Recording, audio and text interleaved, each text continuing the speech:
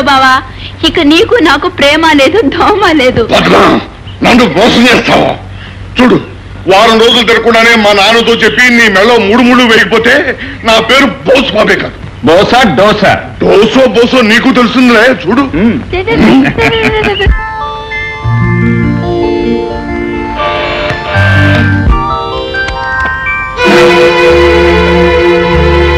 సుశీల, నువ్వా? ఏమిటి ఇప్పుడు వచ్చావు? ఏం లేదండి, నెల్లాళ్ళుగా మీకు విషయం చెప్పాలనుకుంటున్నాను, కానీ మీరు ఎక్కడికి వెళ్ళారో ఎప్పుడు వస్తారో తెలియక బాధపడ్డాను. బిజినెస్ మీద తిరుగుతున్నాను. ఇంతకేమిటి విషయం?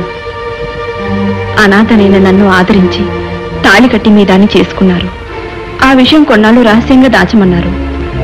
ఆ రహస్యాన్నైతే కడుపులో దాచుకోగలిగాను, కానీ పెరుగుతున్న ఈ బిడ్డను ఎలా దాచేది? దాచడానికి ఇందులో తప్పే ఉంది కావచ్చు, కానీ ఈ సంగతి బయటపడితే నేనుంటున్న హాస్టల్లో భర్త ఉండి కూడా పతితని అపవాదు పడాల్సి వస్తుంది. చచ్చా, అంత మాట రానిస్తానా? రేపే నీ హాస్టల్కి వచ్చి నేను సగౌరవంగా తీసుకెళ్తాను. చూడు, లోపల ఇన్కమ్ ట్యాక్స్ తిరుగుతుంది. త్వరగా బయలుదేరు. మీ మీద నాకు నమ్మకం ఉందండి, నేను వస్తాను. వెళ్దాం పద.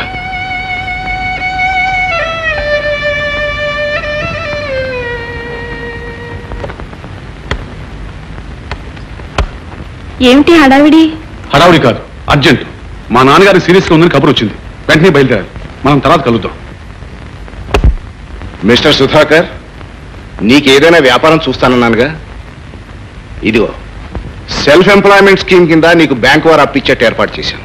నీ ఇష్టం వచ్చిన ఇండస్ట్రీ స్టార్ట్ చేసుకో. Thank you sir. Many thanks daddy. It's all right. ఇంతకు ఏ వ్యాపారం స్టార్ట్ చేద్దాం అనుకుంటున్నావు? స్టీల్ ఇండస్ట్రీ పెడదాం అనుకుంటున్నాను. గుడ్, నేనదే చెబుదాం అనుకున్నాను. సుధాకర్, అందులో నన్ను వాచ్మెన్ గానో ప్యూన్ గానో వేసుకో. అంత కర్మ నీకేం పట్టిందిరా? అవును, నీ మైనింగ్ బిజినెస్ ఏమైంది? డాడీ, నువ్వు అన్నట్టు ఎంత వినా మట్టి తప్ప మైకా పడలేదు. అందుకని క్లోజ్ చేసి వచ్చేసాను. ఇప్పటికైనా తెలిసి వచ్చింది, చాలు. సుధాకర్, అవసరమైతే హరి సహాయం తీసుకో. అలాగే, కానీ నేను ఒకసారి ఇంటికి వెళ్ళొస్తాను. దేనికి? డిపాజిట్ కొరకు కొంత డబ్బు కట్టాలిగా. దానికెందుకు ఇంటికెళ్ళడం? డాడీయే కట్టేస్తారుగా. నూనె రేఖ, ఈ విషయం అన్నయ్యతో చెప్పాలి. పైగా వ్యాపారంలో నాదంటూ కొంత డబ్బు ఉండాలిగా. సుధాకర్, సొంత డబ్బుతో వ్యాపారం చేస్తే అచ్చురాదు అంటానికి నేను ఒక ఉదాహరణ. అప్పు చేసి మొదలుపెట్టు, ఇండస్ట్రీకి ఆయుష్ పెరుగుతుంది. No no no, that's very bad. Sudhakar అన్నట్టు ఏ వ్యాపారంలోనైనా కొంత సొంత డబ్బు లేకపోతే శ్రద్ధా బాధ్యతలు ఉండవు. సుధాకర్, నువ్వు అనుకున్నట్టే కానీ. Thank you sir. నేను మీ ఊరికి వస్తాను. దేనికి? మీ ఊరిని మీ వాళ్ళని చూడడానికి. ఏ రాకూడదా? అబ్బే, రాకూడదని కాదు. కానుస్తావేంటి? పల్లెటూరు చూసి చాడలేదు. నేను వస్తాను. ఓకే.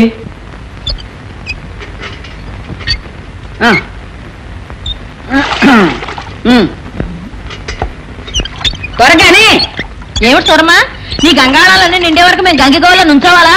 నేను అప్పుడప్పుడు పోయి అక్కడికి ఊకండి అంటున్నా. అయితే మా అందరికి ఒక బింది ఇవ్వనమాట. ఎందుకు ఇవ్వాలంట? మీలా 5-6 మనుషులు కొంపలు అమ్మాయి తెల్లారు లేచింది రకాయతు మీ ఇళ్లలో ఉండే ఊరు జనం అంతా వచ్చి మా హోటల్ మీద పడి సోరమ్మా పాలపొడి, సోరమ్మా అప్పల, సోరమ్మా నీళ్ళని వచ్చి ఈ గంగాళాల్లో ఉండే నీళ్ళన్నీ మోసుకుపోతారా. అందుకని మా ఇంట్లో ఉన్న పిల్ల మేక మంచినీళ్ళు కూడా నోచుకోరన్నమాట. నోచుకోరమ్మా. ఇప్పటికైనా రాబోయే ఎలక్షన్ లో మీరంతా కలిసికట్టుగా మీ మంచి మీరు తెలుసుకుని నన్ను ప్రెసిడెంట్ గా ఎన్నుకోండి. ఆకాశ గంగన పొలాల్లోకి దించుతాను, పాతాళ గంగన మీ ఇళ్లలోకి పంపిస్తాను.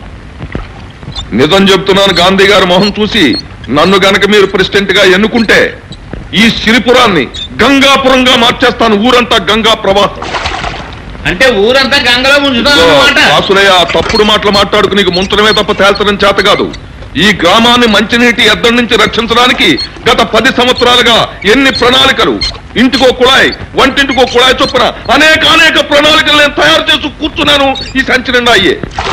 నిజం చెబుతున్నాను, గాంధీ గారి మొహం చూసి మీరు గనక నన్ను రాబోయే ఎలక్షన్ లో ప్రెసిడెంట్ గా ఎన్నుకోకపోతే మీకు తాగడానికి మంచినీళ్లే కాదు, కార్చడానికి కన్నీళ్లు కూడా ఉండవు. నిన్ను ఎన్నుకుంటే మొత్తం అన్ని కన్నీళ్లే. ఇదిగో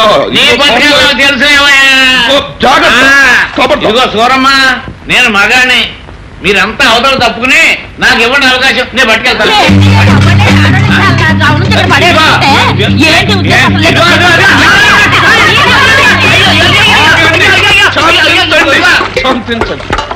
శాంతించండి. మీ ఆడవాళ్ళ విషయంలో గాంధీ గారి మొహం చూసి చెప్పే విషయం ఏమిటంటే, ఈ విషయంలో మీదే సబబు, మీదే న్యాయం, నా సపోర్ట్ మీకు ఉంటుంది. కనుక మీ స్వేచ్ఛా స్వాతంత్రాలు సమైక్యంగా మీరు అతని మీద రుజువు ఏ, చేయండి. చంద్రరా!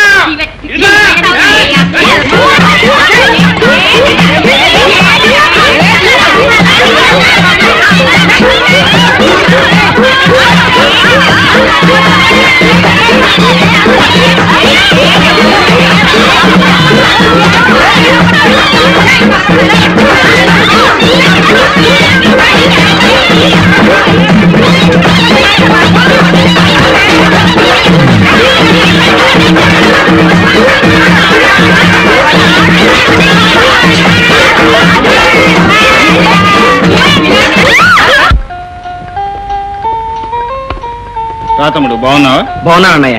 ఈ అమ్మాయి నా క్లాస్మేట్ రేఖ, ఆయన వాళ్ళ అన్నయ్య హరిబాబు. నమస్కారం. నమస్కారం అండి. బాబు ఇదేనా రావడం? అవునమ్మా, హరి మా అమ్మ చెల్లి. నమస్కారం అండి. సరదాగా మీ ఊరు చూడ్డానికి వచ్చాం, అంతేగాని మమ్మల్ని చూడడానికి కాదన్నమాట. సుధాకర్, మీ చెల్లి చాలా మెతకన్నావు. మాటగారే. స్నేహితులతో వచ్చేటప్పుడు ముందుగానే ఉత్తరం రాయకూడదు. అనుకోకుండా బయలుదేరమ్మా. ఎలా బయలుదేరితేనే మంచి సమయానికి వచ్చారు. ఏమిటన్నయ్య?